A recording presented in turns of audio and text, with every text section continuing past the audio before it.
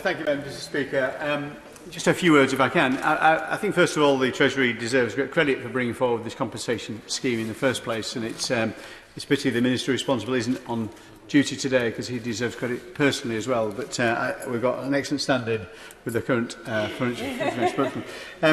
I guess Warren Buffett once said, what we learn from history is that we don't learn from history. And I think the key lesson we have to try and learn from this sorry episode, which is a really damning assessment of the FCA's capability as a regulator, certainly at the time, is scrutiny of the regulator. As many people know in this House, I do quite a lot of work in trying to hold banks to account for the all-party group on fair business banking. I still don't know how we hold the regulator to account in this place. I know the Treasury directly has some influence. I know the Treasury Select Committee can obviously conduct reports and inquiries. But in terms of a direct mechanism on regulation and regulations, I still don't know an appropriate way this House can do that. And there's been various different suggestions about, now we've repatriated that oversight from the European Union, how that might happen in this House. I think one of the most interesting proposals is something along the lines of the Public Accounts Committee, some kind of regulatory accounts committee, supported by a version of the National Audit Office, so some professionals who sit behind a parliamentary committee made up of elected parliamentarians. I think whoever holds the regulator to account should be accountable to the public, not some independent body who are just appointees. But I think there has to be some mechanism to making sure the regulator does the right thing, it makes good on its future commitments, and episodes like this don't happen again. Certainly, if you look at the criticisms of the Gloucester report, which obviously led to the compensation schemes we've seen put in place today, very, very damning criticisms of the then Governor of the FCA, Andrew Bailey, who's now the Governor of the Bank of England.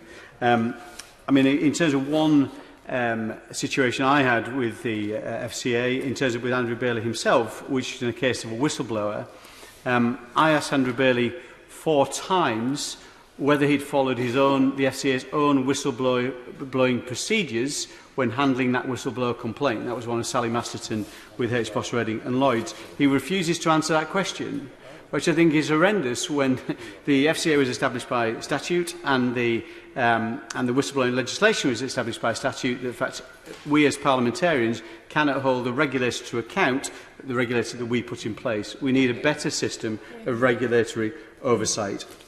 The final thing I'd say, very briefly, will yes. Yes, thank you, Madam Deputy Speaker. Would my honourable friend agree with me? I have residents in Hastings and Rye who have been victims of the London Capital Finance, and would he agree with me that if people do something in good faith, they get the right advice and there's the right system in place, that there should be measures in place to make sure that they do not end up on the back foot?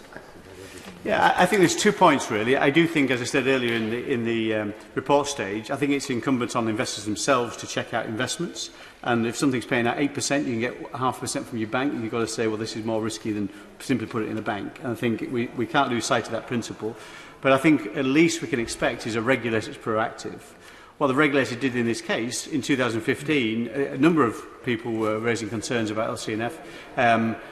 Including an IFA who wrote in detail to the FCA to say these are kind of what's happening within the LCNF, and the FCA did nothing for 4 years effectively, which is totally unacceptable. So I think they should deserve a higher standard of regulation. The last thing I would say, just on the point about the online safety bill, London Capital and Finance spent £20 million on Google advertising. It is clear the platforms are playing a role in this. This wasn't even seen as a scam. It was just seen as something that was I mean, certainly you could argue it's a scam, but it was to some extent regulated by the FCA. But we know, I think the UK banks produced a report today saying that online scams is now a national security risk. The extent of that. We must take their calls for more action on this seriously.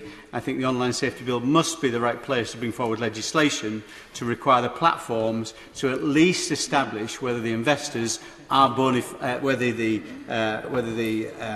investment companies, the people putting adverts on there for investments, are bona fide organisations and not simply people who are impersonating those kind of organisations. So With that, Madam Deputy Speaker, I will conclude. I'm very keen to hear the Minister's words as he sums up.